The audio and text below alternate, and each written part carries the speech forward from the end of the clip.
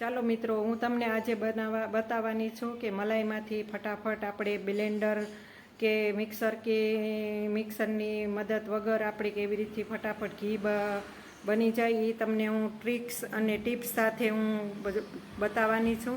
તો વિડીયોને પૂરેપૂરો જોજો કે આપણું ઘી વરસ સુધી બગડે નહીં કે વાસ ન આવે એ હું તમને આજે આ રેસીપીમાં બતાવવાની છું. તો વિડીયાને એન્ડ સુધી જોજો અને વિડીયો સારો લાગે તો વિડીયાને લાઇક શેર ને સબસ્ક્રાઈબ કરજો. તો ચાલો આપણે મલાઈનું ઘી બનાવવાનું ચાલુ કરીએ. આ મારી 8 દીની મિત્રો તમે જોઈ શકો છો મલાઈ છે.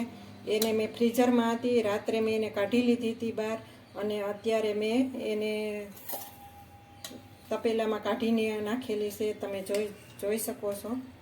જો તમે જોજો કે હું બ્લેન્ડરનો ઉપયોગ નથી કરતી કે નથી મિક્સરનો ઉપયોગ કરતી.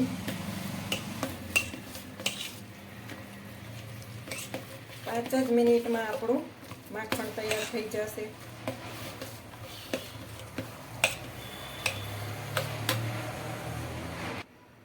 તમે જોઈ શકો છો. જો આપણી મલાઈ છે હવે એકદમ સરસ ઘાટી મીંડી છે ખાવા.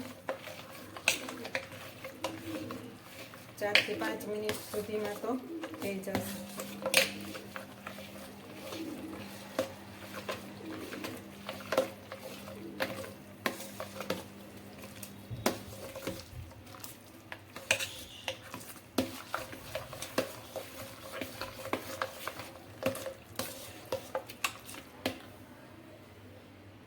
તો તમે જોઈ શકો છો. જો આપણે 4 થી 5 મિનિટ આ ચમચાની મદદથી આપણે મલાઈને મિક્સ કરી તો આપણું આ અંદરથી દૂધ છૂટું પડી ગયું છે. દૂધ તો આપણે એક તપેલીમાં કાઢી લેશું એને.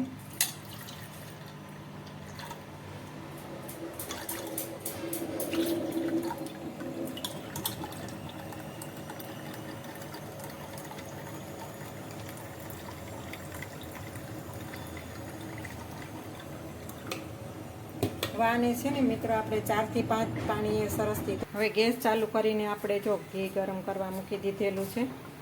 તો 10 જ મિનિટમાં આપણું ઘી બનીને તૈયાર થઈ જશે.